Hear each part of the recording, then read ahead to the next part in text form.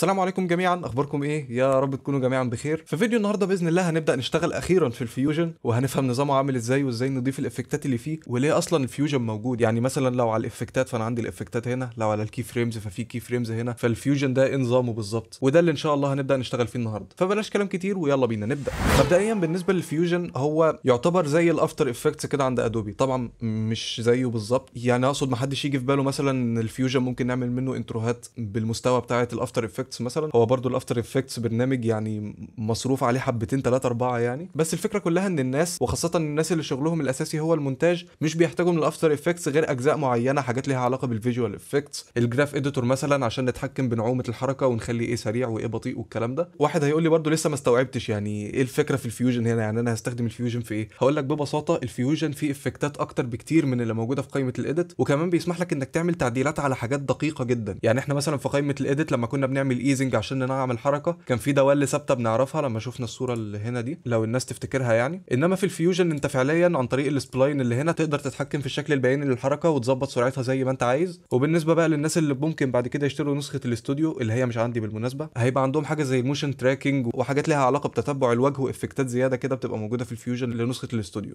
لكن بالنسبه لنا هنشرح الاجزاء اللي ليها علاقه بالنسخه المجانيه، فاعتقد طولنا في الكلام قوي عن الفيوجن، بس حبيت احط الارضيه اللي هنبدا نبني عليها بعد كده. طيب دلوقتي زي ما انتم شايفين دي الواجهه بتاعه الفيوجن، قريبه جدا من قائمه الايديت، يعني نفس الاساسيات بالظبط. هتلاقي عندك هنا الانسبكتور بشكل اساسي، ومن الايقونه دي ممكن نخليه ياخد النص الفوقاني بس. الميتا داتا دي قلنا هي بتظهر لما ننزل ده كده، دي بيبقى فيها شويه بيانات عن الفيديو ملناش دعوه بيها. عندك الكي فريمز هنتعامل معاها كمان شويه ان شاء الله، وعندك السبلاين ده بدل الجراف اديتور في الافتر افكتس، وهنفهم هو بيعمل ايه بالظبط. فانا شخصيا بخلي الانسبكتور بالشكل ده، وبتعامل مع الكي فريمز او السبلاين كل واحد لوحده. ممكن طبعا نحرك البتاع ده يمين كده بحيث نسيب مساحه ناحيه الشمال لو احتاجنا ده يعني. وبالنسبه بقى للناحيه الشمال هنا بيبين النودز، دي الحاجه الاساسيه اللي مبني عليها الفيوجن، وهنفهم ازاي بتشتغل كمان شويه. وعندك هنا الكليبس لو انت حاطط كذا فيديو، يعني خلينا مثلا نرجع لقائمه الايديت ونبدا نقصقص الفيديو بالشكل ده كده. هنلاحظ ان الثلاث كليبات ظاهرين قدامنا بالشكل ده، ونقدر نتنقل بينهم من هنا بدل ما ارجع لقائمه الايديت مثلا عشان اعدل على دي فاقوم رايح لها اخش على الفيوجن، وبعدها بشويه مثلا لو عاوز ترجع تاني للاولانيه اقوم رايح هنا ومحددها راجع للفيوجن تاني. فالحته دي بتريحنا من الموضوع ده. انا شخصيا بسيبها مقفول. طبعا من هنا قائمه الافكتس، هنا في افكتات كتيره جدا عن اللي موجوده في مساحه الايديت، وهنجرب كام واحد منهم دلوقتي ان شاء الله. وبالمناسبه مش شرط خالص انك تجيب الافكتات من هنا، ممكن تضغط على كنترول سبيس وهتلاقي القائمه دي ظهرت لك، تقدر تكتب اسم الافكت اللي انت عايزه وهيطلع معاك وتقدر تعمل له اد وهيتضاف معانا بالشكل ده. تمام، خلينا بقى نعمل كنترول زد ونرجع كل حاجه زي ما كانت. طبعا سبيس احنا عندنا في مصر بنقول عليها المسطره. المهم انا ببقى طافي الافكتس عامه، ولما بحب اضيف اي افكت بضيفه من كنترول سبيس وبكتب اسمه وبيتحط معايا على طول. تمام، ده طبعا عشان اسيب الميديا بول مفتوحه واقدر اضيف منها الفيديوهات او الصور اللي انا عايزها لو حبيت اضيف اي صوره هنا يعني. وبالمناسبه وارد جدا يبقى ظاهر عندك الفيديو مقسوم نصين كده بالشكل ده، فانا هختار بس الشاشه اليمين دي اللي بيظهر عليها الفيديو الاساسي. طيب ننتقل بقى لجزئيه النودز اللي هي الفكره الاساسيه اللي مبني عليها الفيوجن. هي تعتبر شبيهه جدا بنظام اللايرز، يعني هي بتأدي نفس النتيجه في الاخر ولكن طريقتها مختلفه. بمعنى احنا عندنا الميديا ان هو ده الفيديو الاساسي بتاعنا، والميديا اوت هي النتيجه اللي بتطلع في الاخر، واي افكت بنضيفه بعد كده بنحطه في النص ما بينهم. فبتلاقي الموضوع ماشي بنظام المراحل كده. الفيديو الاساسي مثلا هنا بيبدا يعدي على مرحله مثلا بتعمل له بلور، مرحله تانية بتحركه مثلا،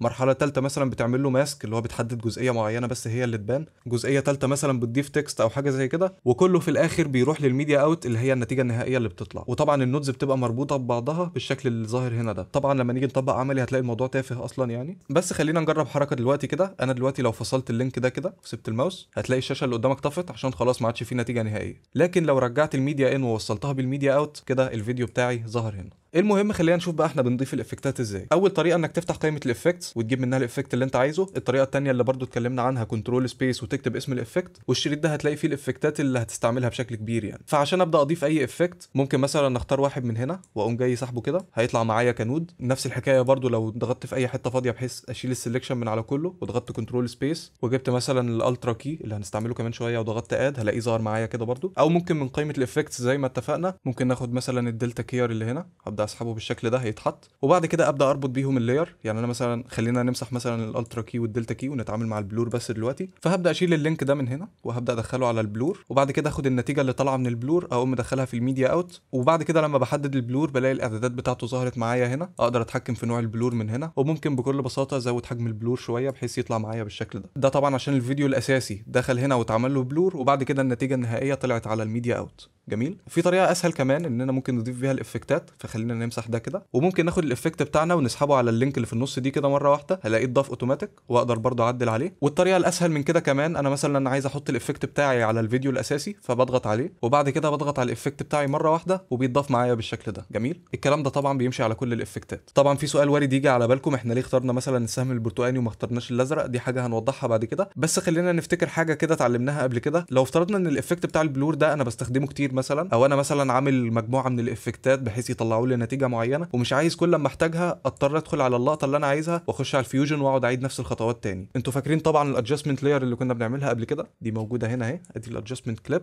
ممكن احطها هنا وهخش عليها وهخش على الفيوجن، وهلاقي طبعا الفيديو الاساسي بتاعي ظهر تحتها. ولو ضغطنا على الكليبس من هنا نتاكد بس ان احنا محددين الادجستمنت كليب مش الفيديو اللي تحتها. وخلينا بعد كده نبدا نضيف افكت البلور بتاعنا، ممكن المره دي بقى نضيفه من هنا ونخلي عندنا دم، وهضغط على الميديا ان وبعد كده اختار البلور وهيتضاف معايا بالشكل ده. هبدا اغير البلور سايز زي ما انا عايز، هخليه حاجه مبالغ فيها جدا يعني على سبيل المثال، وخلينا نرجع بقى للإيديت وهنلاقي التاثير اتطبق على الادجستمنت لاير. ولو طلعنا بره الادجستمنت لاير هنلاقي الافكت اختفى تماما. طب لو انا بقى بستخدم الافكت ده في كل البروجكتس بتاعتي وبرده مش عايز في كل بروجكت اقعد اعيد نفس الخطوات في الادجستمنت كليب، فاكرين في اول حلقه لما شرحنا قائمه الميديا واتكلمنا على الباور بنز، المكان اللي كنت بتحط فيه اي فيديوهات او اي صور او اي حاجه عامه انت بتستخدمها في كل البروجكتس بتاعتك؟ فببساطه هنخش على الماستر من هنا بحيث تظهر لنا الواجهه بتاعه الباور بنز، وهقوم ساحب الادجستمنت لاير بعد ما حطيت عليها الافكتات اللي انا عايزها، وهقوم مدخلها جوه هنا كده، هلاقيها اتضافت معايا. ممكن بس ان انا بضغط على اسمها كمان ضغطه بحيث اغيره، هسميه مثلا تو ماتش بلور.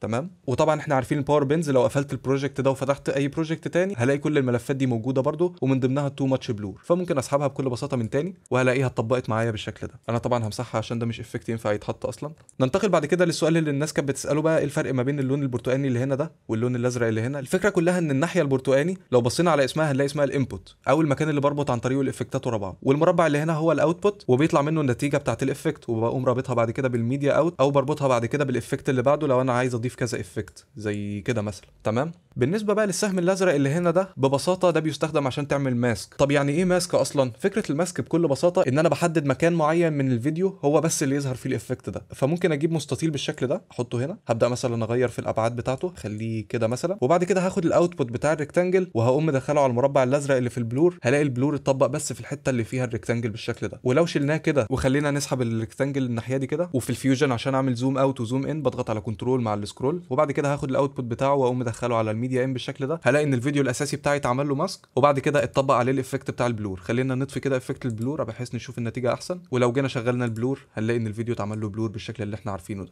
تمام. طبعا في كذا حاجه تانية غير الريكتانجل، ممكن تحط مثلا دايره برضو عن طريق الاداه دي، ممكن تعمل شكل بنفسك، دي حاجه عامله شبه البين تول كده للناس اللي اتعاملت مع الفوتوشوب قبل كده، ممكن نعمل كده. تمام كده عملنا شكل عشوائي، ممكن اخد الاوتبوت بتاعه واقوم حاطه على البلور هنا بالشكل ده، هيتطبق معايا بالشكل ده لو انا عايز اغطي منطقه معينه من الفيديو او حاجه زي كده. وممكن ادمج شكلين مع بعض، فهبدا احدد الشكل ده كده واضيف كمان مربع، هلاقي المربع اتضاف بعده على طول.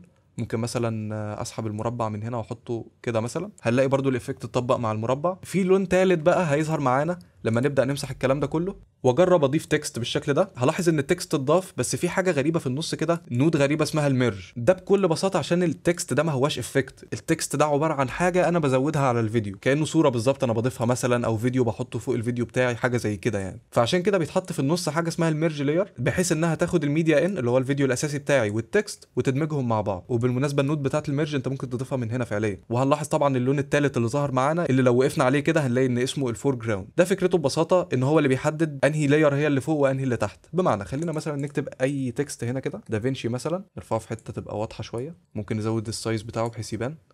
تمام. هلاقي ان التكست بشكل طبيعي جدا ظاهر فوق الفيديو، وده الحاجه الاساسيه واللي احنا عارفينها كلها. طب لو انا عايز الفيديو يبقى هو اللي فوق التكست، فكل اللي هعمله اني هعكس الاماكن، فهقوم قاصص اللينكس بالشكل ده كده تمام. وهبدا اربط الفيديو بالسهم الاخضر عشان ده بيعبر عن الطبقه اللي فوق، وبعد كده التكست هدخله على السهم الاصفر عشان ده اللي بيعبر عن الطبقه اللي تحت. هلاقي التكست اختفى تماما. فخلينا نحرك الفيديو بتاعنا، بس طبعا لو ضغطنا على الفيديو مش هنلاقي اي اعدادات للترانسفورم هنا او هنا، فهنلاقي نود كمان او افكت كمان نقدر نضيفه وهو الترانسفورم. هنبدا نسحبه ونحطه في النص كده، وهنلاقيه اتحدد معانا اوتوماتيك والافكتات بتاعته ظهرت هنا. فممكن نبدا نغير السنتر ونحرك الفيديو ناحيه اليمين شويه، وهنلاقي التكست ظاهر من تحته بالشكل ده. طبعا ممكن نطفي الترانسفورم وهنلاقي الافكت ما اتطبقش معانا والفيديو عدى منه وكانه لم يكن شيئا يعني. خلينا نعمل بقى ميكس ما بين اللي اتعلمناه ده كله. خلينا بس نرجع كل حاجه زي ما كانت كده الاول. تمام. هنفترض بقى ان انا عايز اعمل بلور، ولكن عايز اخلي التكست يبقى ماسك للبلور ده، بحيث البلور ده يتطبق في المساحه بتاعه التكست دي بس. فخلينا نشيل الميرج اللي هنا دي، ونبدا نضيف البلور بتاعنا ما بين الميديا اوت والميديا ان زي ما احنا عارفين، ونبدا نزوده شويه كده مثلا. وهبدا اخد الاوتبوت بتاع التكست وادخله على السهم الازرق بتاع الماسكينج اللي موجود فوق البلور. هلاقي ان البلور اتطبق فعلا على التكست بتاعي. وبطبيعه الحال ممكن نكتب كذا تكست، يعني لو ضفت كمان تكست هنا كده في النص هلاقي ان الميرج اتضافت لي اوتوماتيك عشان تدمج الاثنين دول مع بعض. وهنبدا نكتب في التكست مثلا كلمه ريزولف مثلا. اقول لك على حاجه، خلينا نكتب عربي بالشكل ده كده.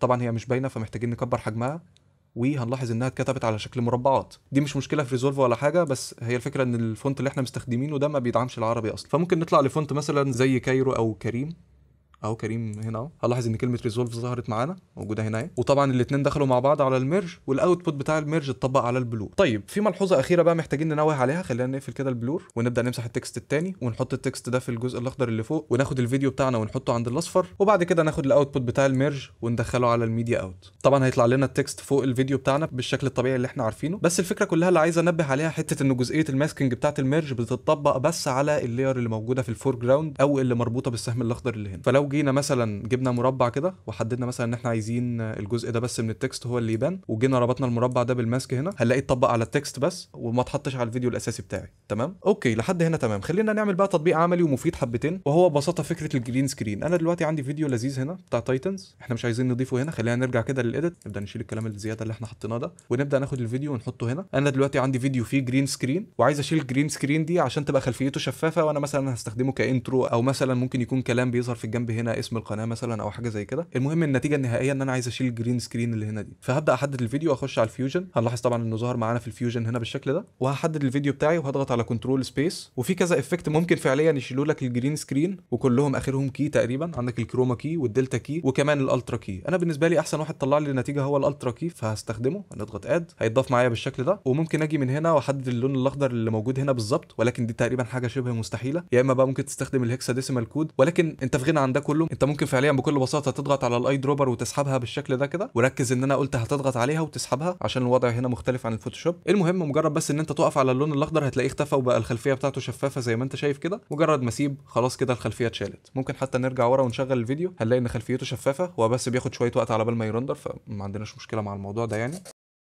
فخلينا انجازا للوقت نرجع لقائمه الايديت، وهنلاقي ان الفيديو فعلا بقى شفاف، وتاثير الجرين سكرين اللي احنا ضفناه اتطبق، وكمان الشريط بتاع الفيوجن اللي احنا عارفينه ظهر فوق. ولو شغلنا الفيديو هنلاقيه بيشتغل معانا، وطبعا هو بيرندر بالشكل اللي احنا عارفينه. فهنسيبه يرندر للاخر. اوكي مفيش مشكله، هو الفيديو اتاكل في النص بس عادي يعني. طبعا عرفنا من فيديو تحسين الاداء ان احنا لازم نطفي الاخ ده كده بعد ما نخلص عشان ما يحصلش فيه اي فرق ما بين الصوت والصوره. وهنلاقي الفيديو شغال معانا تمام جدا من غير مشاكل. جميل كده تقريبا نكون عرفنا فكره الفيوجن عامله ازاي او احنا بنتعامل معاه ازاي. طبعا في افكتات كتيره جدا موجوده على الفيوجن، بس دي هتبدا تعرفها لوحدك لما تحب تعمل افكت معين او تشوف توتوريال بيعمل حاجه معينه وتلاقيه بيضيف افكتات، فهتعرف بقى الافكتات اللي انت محتاجها، عشان فعليا ما فيش حد هيحتاج الافكتات دي كلها مع بعض يعني. انا شخصيا مثلا الافتر افكتس لحد دلوقتي ما اعرفش منه غير الافكتات اللي انا محتاجها بس، وده شيء طبيعي يعني. فنفس الحكايه مع الفيوجن بالظبط. المهم خلينا بقى ننتقل لجزئيه الكي فريمز. انا دلوقتي ممكن اجيب تكست عايز اضيفه هنا، خلاص مش هنقعد ندخل بقى في موضوع الميرج دي. وبالمناسبه النود بتاعت الميرج انت ممكن تضيفها من هنا فعليا. ولو جينا على اي فوتو من هنا وسحبنا مثلا اي صوره هنلاقي النود بتاعت الميرج اتضافت معاها اوتوماتيك، والصوره بتاعتنا هنا اهي. وبما اننا جينا الجزئيه دي فممكن برضو اضغط كليك يمين هنا واختار رينيم واغير اسم النود دي واخليها فوتو مثلا، بحيث ان انا اميز ان النود دي هي بتاعت الصوره بتاعت تايتنز مثلا. بس عامه الكلام ده احنا مش محتاجينه دلوقتي. احنا دلوقتي عندنا التكست الجميل بتاعنا، نبدا نكتب مثلا دافينشي. طبعا افكتات التكست بلس اللي احنا عارفينها موجوده هنا كلها اهي بالشكل اللي احنا عارفينه. دلوقتي بقى انا لو عايز اعمل انيميشن للتكست ده احركه مثلا من تحت لفوق، ممكن ممكن مثلا احركه شمال او يمين، اعمله شويه اهتزازات في النص. فالكلام ده بيتم عن طريق الكي فريمز اللي موجوده في الزاويه هنا دي. الكي فريمز ببساطه هي الحاجه اللي بتسمح لك انك تعمل انيميشن لاي حاجه، مش شرط بس يبقى انيميشن حركي مثلا ان انا بحرك حاجه من مكان لمكان او بغير حجم حاجه او بلفها او حاجه زي كده. ممكن نيجي مثلا على حاجه زي الشيدنج اللي هنا كده وابدا اتحكم في الاوباسيتي، اخلي التكست مثلا مختفي كده ويبدا يظهر معايا بالشكل ده. ففعليا كل حاجه جواها كي فريمز ممكن تتحكم فيها وتعمل لها انيميشن طول الفيديو يعني. فخلينا مثلا نرجع للتكست ونعمل انيميشن بسيط زي تغيير الحجم مثلا. فهاجي مثلا هنا وهبدا احط كي فريم. معنى كده ان انا قلت لدافنشي في الثانيه اللي انا حددتها دي انا عايز الحجم يكون بالقيمه دي. جميل. فخلينا نرجع بقى ورا شويه لحد الاول هنا مثلا، واحط كمان كي فريم وابدا اقلل الحجم بالشكل ده مثلا. وبالمناسبه انا ما كنتش محتاج احط الكي فريم الثاني، انا من بعد ما ضفت الكي فريم الاولاني مجرد بس ان انا بغير الحجم او بعمل فيه اي تغيير بلاقي الكي فريم اتحط معايا اوتوماتيك. تمام. بس لو مش عايز تتلخبط حطه كل مره عادي جدا، مفيش اي مشكله يعني. كده احنا حطينا 2 كي فريمز، واحد كان هنا والعلامه بتاعته ظاهره اهي، واحد تاني في الاول وهو مختفي عشان موجود ورا نقطه الان اللي هنا دي. فخلينا نرجع ورا كده ونشغل الفيديو ونشوف النتيجه هتبقى عامله ازاي. جميل جدا، اعتقد الدنيا وضحت. التكست كان عند النقطه دي بصفر وبدا حجمه يزيد لحد ما وصل للحجم الاساسي اللي انا كنت محدده في الاول. طب لو انا عايز اعمل العكس بقى، هاجي مثلا في الاخر واحط كمان كي فريم بحيث ان التكست يفضل ثابت على الحجم بتاعه لحد هنا، وبعد كده بروح في الاخر واقلل السايز مثلا كده ونرجع ورا كده هنلاقي ان التكست ثابت معانا وهيصغر تاني في الاخر. طبعا الفيديو عاد من الاول تاني مش مشكله. ممكن بقى نعمل حاجه زياده كمان، ممكن اضيف حته الترانسفورم دي تبقى هنا كده مثلا بحيث انه يديني قابليه اكتر لان انا احرك التكست يمين وشمال. ممكن اغير الحجم بتاعه من هنا، ممكن اغير الانجل زي ما كنا بنعمل بالظبط مع قائمه الانسبكتور اللي موجوده هنا. وبالمناسبه الابلاي مود دي هياها الجزئيه بتاعه الكومبوزيت اللي موجوده هنا. تمام. دي معلومه سريعه ملهاش اي لازمه دلوقتي. خلينا بقى يا سيدي نحرك التكست مثلا من تحت لفوق، وبعد كده في اخر الفيديو هيتحرك من النص لليمين. فهبدا اجي هنا وهنلاقي ان الجزئيه اللي بتتحكم بمكان التكست هي جزئيه السنتر اللي هنا دي. فدي الجزئيه اللي هنعمل عندها كي فريمز. هنبدا نحط الكي فريم الاولاني بتاعنا كده ونرجع ورا وننزل السنتر ده لتحت. طبعا التكست اختفى عشان حجمه بقى صفر، فممكن نرجع من هنا واجي عند السايز اللي هنا كده واشيل الكي فريم بتاعه، وبعد كده هضغط على السهم اللي هنا ده عشان ينقلني على الكي فريم اللي جنبه على طول، وهشيل الكي فريم ده هو كمان بحيث ان التكست يفضل حجمه ثابت. وخلينا نسيب الاثنين كي فريمز اللي في الاخر مش مشكله. نرجع بقى للترانسفورم بتاعنا تاني، واحنا خلاص حطينا الكي فريم الاولاني والرمز بتاعه ظاهر هنا. فخلينا نرجع ورا هنا مثلا ونبدا بقى ننزل التكست تحت شويه، وبرده ممكن نتحكم منه عن طريق الكنترولر اللي هنا ده. وهتلاحظ ان قيمه السنتر بتتغير وانا بحركه اصلا. فخلينا ننزل تحت. جميل. نبدا نشغل، هنلاقي التكست بيطلع معانا بالشكل ده. خلينا بس نرندر الفيديو. جميل جدا. وفي اخر الفيديو طبعا هيعمل انيميشن الزوم اللي كنا سيبناه في الاخر وما مسحناهوش. طب انا دلوقتي مثلا حاسس الانيميشن سريع، انا عايز ابطئه شويه. فالحل اللي المفروض اعمله ان انا اخد الكي فريم ده وانقله قدام شويه بحيث التكست ياخد وقت اطول على بال ما يطلع من تحت لفوق. ولكن الجزئيه دي ما بتبقاش متاحه من هنا، فهضطر ان انا امسح الكي فريم وبعدين اتحرك قدام شويه وابدا ارجع السنتر للديفولت. ولكن الموضوع ده هياخد وقت طويل جدا. فهنبدا نخش على قائمه الكي فريمز اللي هنا دي، وهبدا اخش بعد كده على افكت ترانسفورم. مجرد بس ان انت هتضغط هنا هتلاقي رجعك للنقطه اللي فيها الكي فريمز، وممكن تتحكم بالعرض من هنا. نبدا نضغط على شيفت ونتحرك يمين، بعد كده كنترول ونعمل زوم ان. ودي الكي فريمز بتاعت الترانسفورم، والكي فريمز اللي فوق دي هي بتاعت السكيل بتاعت التكست. احنا عايزين نطول الترانسفورم شويه. هنبدا بس نضغط في اي حته فاضيه بحيث اللي حوالين الكي فريمز ده يتشال التحديد من عليه، وساعتها نقدر نحدد الكي فريمز ونسحبها بالشكل ده. عشان لو حددنا ده وبدانا نسحب هنلاقي كله بيتحرك معانا، مش هنقدر نحرك اي كي فريم بشكل منفصل. تمام. فخلينا نزوده بشكل مبالغ فيه ونرجع لورا ونشغل. هتلاقي التكست بيتحرك بالشكل ده وبيختفي بنفس الشكل. دي طبعا الكي فريمز بتاعت السايز. ممكن برضو نبدر الاولاني ده شويه بحيث ان يا دوب التكست يطلع فوق يلاقي الحجم بتاعه بيصغر بعدها على طول. جميل جدا لحد هنا. طيب خلينا دلوقتي نبدا نشيل الكي فريمز بتاعت السايز بالشكل ده كده. اوكي، احنا مسحنا الاولاني الاول فحط السايز على الحجم بتاع التاني اللي هو صفره خالص يعني، فمحتاجين نمسح التاني الاول وبعد كده نمسح الاولاني اللي هو فيه الحجم الاصلي. اوكي، هو مش عايز يتمسح فهنبدا نخش على التكست من هنا. هو خلاص فاتح معانا اوتوماتيك. هنرجع ورا ونشيل كي فريم. تمام كده. نبدا بقى نتعامل مع الترانسفورم. طبعا هتلاحظ ان الحركه بتاعه الترانسفورم يعني حركه صلبه جدا، ما فيهاش اي ابتكار، مجرد ان هو بيتحرك بسرعه ثابته لحد فوق. فازاي ان انا ممكن اغير سرعته بحيث ان هو يبدا في الاول بسرعه مثلا ويهدي في الاخر هنا؟ الكلام ده كله بنبدا نعرفه عن طريق قائمه السبلاين. فممكن ساعتها نطفي الكي فريمز بحيث نسيب مساحه اكبر، ولو عايز مساحه اكبر واكبر بقى ممكن تطفي النودز. هتلاقي السبلاين بقى بعرض البرنامج يعني. ممكن تكبر دي كمان. عامه احنا مش محتاجين الحجم ده كله، ممكن نسيب بس النودز هنا كده. نسحب ده ناحيه الشمال شويه، وبعد كده هنعلم على الترانسفورم وهيصير لنا الكي فريمز بتاعه الديسبيسمنت. بس احنا محتاجين نتحرك شمال شويه عشان تظهر، ومن هنا بنغير الطول ومن هنا بنغير العرض بالشكل ده، والزرار ده بيريحنا من الموضوع ده كله وبيظبط لنا كل حاجه من الاول. فزي ما انت شايف كده ده الشكل البياني بتاع حركه التكست، هو عباره عن خط بكل بساطه، فالتكست بيتحرك بسرعه ثابته وبعدين بيقف مره واحده في الاخر. فعشان اخلي الحركه في الاخر تبقى سموث والفيديو يبدا يهدي سرعته في الاخر، ببدا احدد الكي فريم ده كده بالشكل ده، ويا اما بضغط على اف او بضغط على الايقونه اللي هنا دي، الاثنين بيعملوا نفس النتيجه يعني، بس ساعات اختصار اف ما بيشتغلش، فعشان كده هتحتاج تستخدم دي وقتها. المهم هنبدا نسحب السلايدر ده كده، هنلاحظ ان هو بينزل مننا تحت وبيطلع فوق، احنا مش عايزين الموضوع ده، فعشان كده هنعمل كنترول زد، وقبل ما ابدا اسحبه هضغط على الت في الكيبورد وافضل ضاغط وابدا اسحبه بالشكل ده شمال ويمين، وما بيطلعش معايا فوق وتحت خالص. ممكن اسحبه للاخر او ممكن مثلا نخليه لحد هنا كده مثلا، نرجع الحجم زي ما كان. اوكي نرجع نظبطه تاني ونبدا نشغل، هلاقي الفيديو بيطلع بالانيميشن ده. طبعا الوضع بقى احسن بكتير. خلينا نرجع كده تاني، ممكن اخليه يتحرك ببطء في الاول ويبقى سريع في النص ويتحرك ببطء في الاخر. ده هعمله ببساطه عن طريق ان انا بحدد الكي فريم التاني وبضغط اف، فبيحصل معاه نفس الوضع بالظبط، والسلايدر بيبقى بعرض البرنامج. بضغط على الت وابدا اسحب بالشكل ده، هلاقي ان التكست هيتحرك بسرعه بطيئه جدا في الاول وهيطلع بالراحه، وبعد كده هينط مره واحده في النص ويهدي في الاخر. يمكن دي مش احسن نتيجه ممكن نوصل لها، بس خلينا نجرب ونشوف النتيجه هتبقى عامله ازاي.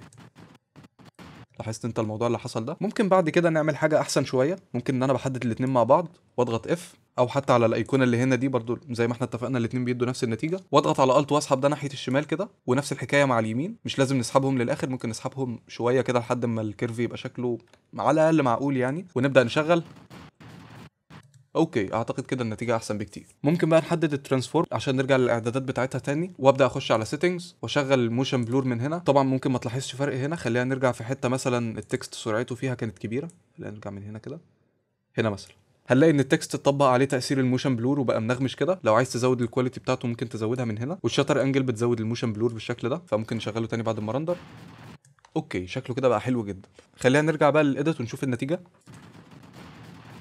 اوكي هو بياخد برده شويه وقت هنا على بال ما يرندر، فممكن نيجي عند البلاي باك مثلا ونيجي عند التايم لاين بروكسي ريزولوشن ونقلله للربع مثلا، هنلاقي ان الدنيا بقت انعم شويه. لو عايز تخففها اكتر من كده بقى ممكن تطفي الموشن بلور حاليا، وفي الاخر بعد ما تخلص الفيديو ترجع وتفعله، هتلاقي الدنيا ظبطت معاك ان شاء الله. وبالمناسبه في حل ممكن تعمله لو كنت عايز تسيب الموشن بلور شغال وما تقعدش ترجع للفيديوهات اللي انت عملت لها موشن بلور كل شويه، بس بصراحه الحل ده انا ما بحبوش يعني. فكرته ان دافينشي يقدر يرندر لك الفيديو ده ويطلعه كفيديو نهائي ويحطه لك هنا في التايم لاين على طول. بنضغط كليك يمين وبعد كده بنختار ريندر ان بليس، والفورمات هنسيبه على كويك تايم، والكودك هيبقى دي ان اتش ار، وبعد كده التايب هنخليه على اقل حاجه تحت، ونتاكد ان الثلاثه دول متعلم عليهم صح ونعمل ريندر. طبعا هيقول لك حدد المكان اللي عايز تعمل فيه ريندر، فهنسيبه على فولدر الكاش عادي، نضغط سيلكت فولدر، وهنلاقي الفيديو ترندر معانا بالشكل ده، وهنلاحظ ان الفيديو رندر معانا وشغال كويس جدا، ولكن افكتات الفيوجن اتشالت تماما. هو فعليا عمل اكسبورت للنتيجه النهائيه ورجع حطها لك هنا تاني، فللاسف مش هتقدر تعدل عليها. طبعا لو الفيديو مش تمام هتعمل كنترول زد وهترجع تعدل الحاجات اللي انت عايزها تاني، وبعد كده ترجع تعمل له ريندر ان بليس. ولو الفيديو تمام فبرضه اعمل كنترول زد عشان النسخه اللي اترندرت هنا دي جودتها قليله، وبالتالي مش عايزينها تطلع في الفيديو النهائي بجودتها القليله، فلما نضغط كنترول زد كده الفيديو لما يترندر في الاخر خالص هيطلع معانا بالجوده الكامله. وطبعا مش محتاج انبهك انك بعد ما تخلص البروجكت خالص ترجع تمسح ملفات الكاش اللي انت عملتها. طيب هنفترض دلوقتي ان انا عايز الفيديو يتهز بشكل بسيط كده في النص. طبعا احنا عارفين الايفكت اللي بنستخدمه في الحالات اللي زي دي وهو الكاميرا شيك، احنا بنختار اللي تحت هنا ده. اوكي نختاره تاني وبعد كده اد، وبكده يتضاف معانا. ممكن ندخله هنا في النص بعد الترانسفورم على طول. اوكي هضغط على شيفت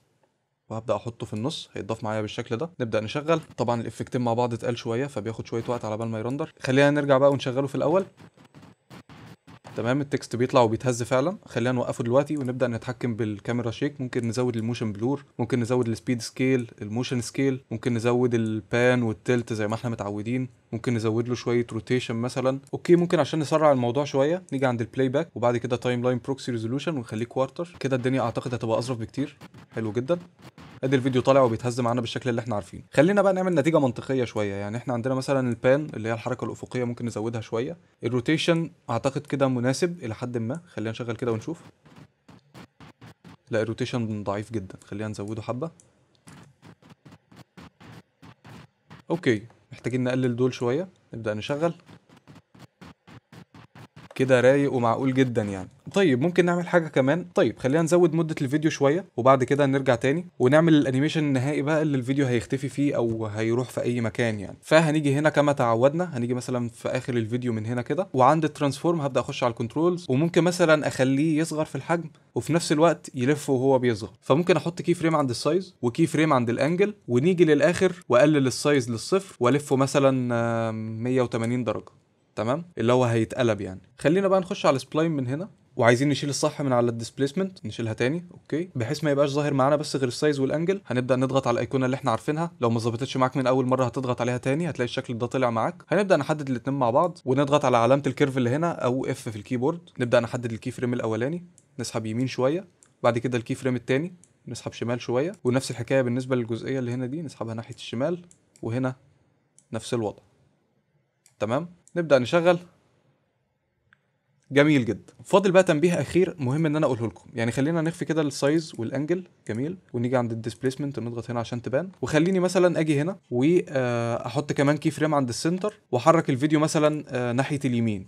جميل، هنيجي نضغط هنا هنلاقي المنظر ده كده. لو افترضنا ان انت لسه بتعمل انيميشن وما عملتش اي تعديل في السرعات، هتلاقي كل حاجه ظاهره معاك بالشكل ده كده. فطبعا انا قلت لك حدد الكي فريمز واضغط على اف، فممكن حد يجي يحدد الكي فريمز دي كلها ويضغط على اف، ساعتها مش هيحصل عنده مشكله. لكن الكارثه بقى لو ضغط على الايقونه اللي هنا دي، لو عملت كده هتلاقي الكيرف اللي في النص بقى التكست بيطلع لفوق شويه وينزل لتحت، هتلاقي في حركه كده غير مرغوب فيها للتكست في النص يعني. فمهم جدا عشان تصلح الغلط ده، اما انك تحدد الكي فريمز الاثنين دول كده مع بعض وتضغط على علامه الخط اللي هنا دي كده، بس طبعا هتفضل في مشكله ان السلايدر ده مميل لتحت. هنرجع كل دول لللينير من تاني، ومش هحدد كله، انا يا دوب هحدد اول اتنين مثلا واضغط على الايقونه دي، وبعد كده اخر اتنين واضغط على نفس الايقونه. تمام، هلاقي المشكله اتحلت معايا ومفيش اي مشاكل يعني، وساعتها اقدر اتحكم في السلايدرز براحتي من غير اي مشاكل. خلينا بقى نشغل تاني ونشوف النتيجه النهائيه اللي وصلنا لها. اوكي، نعيد تاني بقى بعد ما ترندر. فيديو شغال معانا تمام. جميل زي الفل. نرجع بقى للفيديو الاساسي. طبعا هيعمل دروبات شويه لو شلنا علامه الصح اللي هنا دي زي ما احنا شايفين هنا كده. اوكي، فممكن عشان كده نشغل الشو اول فيديو فريمز. يمكن الفيديو مش متناسق مع الصوت خالص، بس الفكره ان التكست ظاهر معانا ومفيش اي تعليق في الفيديو، وقادرين نحدد اذا كانت الدنيا تمام ولا لا. تمام، التكست بيطير خلاص، مع السلامه.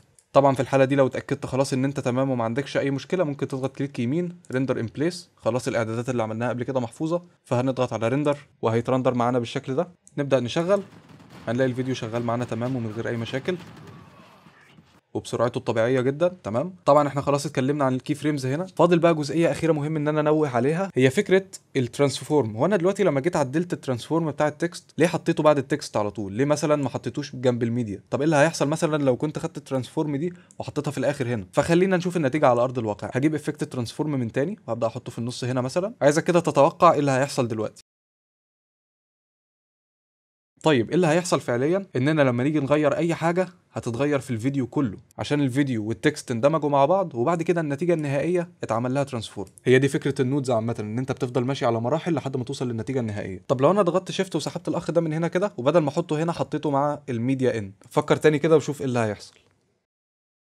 فعلا زي ما اغلبكم توقع، الفيديو هو بس اللي هيتعمل له ترانسفورم والتكست ثابت زي ما هو ملهوش علاقه. ده عشان لو مشينا بالمنطق بتاع النودز، الفيديو اتعمل له ترانسفورم وبعد كده اندمج مع التكست اللي كان ماشي في مسار منفصل عنه تمام، وبعد كده النتيجتين اتجمعوا مع بعض ووصلوا في الاخر للميديا اوت. يعتبر كده فهمنا فكره عمل الفيوجن بشكل عام، وفكره الكي فريمز بتتعمل ازاي. ولكن محتاج اطلب منك حاجه في الاخر. الفيوجن واخد من الافتر افكتس حته ان انت زي ما قلت لكم قبل كده بتاخد الحاجات اللي انت محتاجها بس، وفي نفس الوقت صعب ان انت تجرب فيه كل حاجه او تعمل فيه كل حاجه او تتعلم فيه كل حاجه من فيديو واحد. فالخطوه اللي جايه بالنسبه لك حاجه من الاثنين، يا اما تشوف حد بيشرح الفيوجن بالتفصيل وساعتها هتفهم التفاصيل بتاعه الفيوجن وكل اداه بتعمل ايه بالظبط، او مثلا انت في افكت معين او حركه معينه عايز تعملها زي الجرين سكرين اللي عملناها دلوقتي وانت مش عارفها، فبتبدا تكتب على يوتيوب ازاي تشيل جرين سكرين او هاو تو ريموف ذا جرين سكرين مثلا ان دافينشي ريزولف، وهيطلع معاك نتائج كتير جدا. فالخطوه اللي جايه فعليا معتمده عليك بشكل كبير، واتمنى اكون سهلت عليك موضوع الفيوجن شويه ويكون سهل عليك بعد كده انك تطور نفسك فيه.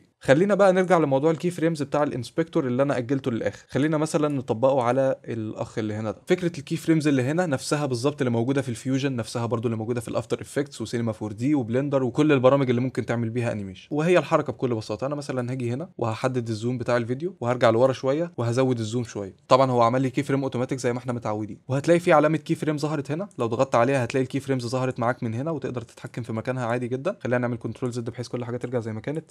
نبدا نشغل، هنلاقي الانيميشن حصل معانا. ممكن بس نزود المده شويه.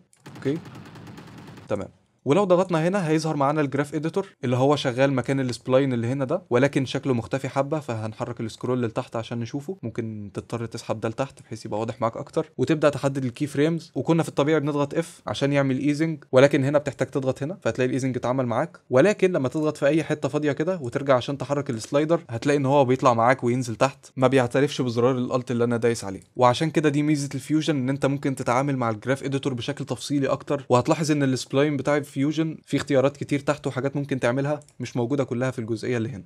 فخلينا نعتبر ان الكي فريمز في قائمه الاديت هي الحاجات البسيطه بس، واللي ما فيهاش تفاصيل كتير، واللي مش محتاجه مجهود كبير عشان تتعمل. ولكن في حاله انك احتاج تزود تفاصيل زياده هيبقى اسهل لك بكتير جدا انك تخش تعملها من على الفيوجن. تمام، خلينا بقى نجرب تاني كده. هنلاقي طبعا الحركه اتعمل لها ايزنج. خلينا بقى نطلع فوق ونطفي الجراف اديتور ونطفي الكي فريمز. وبما اننا وصلنا لاخر الفيديو ففي بلجن ظريف كده مستر اليكس تك هو برضو اللي عامله، هيريحك جدا من موضوع الزوم، بدل ما تضطر تعمل زوم ان وزوم اوت بالفيوجن وتوجع دماغك بالموضوع ده. مبدئيا انا ببدا احط الادجستمنت كليب على المكان اللي انا عايز اعمل فيه زوم ان وزوم اوت. ممكن بس نزود مده الفيديو ده شويه حتى لو هناكل من الفيديو اللي قدامه مش مشكله. انا مثلا عايز اعمل زوم ان من اول هنا واعمل زوم اوت من هنا. وفعليا ميزه حلوه جدا في الافكت ده ان هو بيبدا وبينتهي مع بدايه ونهايه الادجستمنت كليب، وممكن عادي جدا امدها واقصرها زي ما انا عايز، مش هحتاج ان انا اقعد العب في الكي فريمز زي ما عملنا مع الفيوجن كومبوزيشن. تمام، دي مش ميزه في الادجستمنت كليب ولا حاجه، انما هي ميزه في افكت الماجيك زوم اللي هسيب لكم رابط التحميل بتاعه ان شاء الله تحت في الديسكربشن. بعد ما تفتح الموقع بتاعه هيطلب منك السعر ده طبعا عشان لو كنت عايز تدعم مستر اليكس تك باي مبلغ يعني. لو ما كانش هتكتب صفر، وبعد كده هينقلك على الصفحه اللي هتكتب فيها ايميلك واسمك، وبعد كده هتلاقي المكان اللي هتقدر تحمل منه البلجن او الافكت ده. بنضغط عليه برده دبل كليك وبيتطبق معانا في دافينشي بس يفتح معانا. اوكي، هو بيقول لي اوفر رايت يعني عايز تحطه مكان الافكت اللي موجود اصلا. انا هقول له لا انا حاطه اصلا، وهبدا اسحبه واحطه على الادجستمنت كليب بالمنظر ده. وهاجي عند الافكتس هلاقي الاعدادات بتاعته كلها موجوده. طبعا مستر اليكس تك عامل فيديو شرح مفصل جدا للبلجن، فهسيب لكم الرابط بتاعه ان شاء الله تحت في الديسكربشن. وخلينا نرجع قبل الادجستمنت لاير بشويه. ممكن نيجي هنا ونضغط على شو اول فيديو فريمز بحيث يرندر.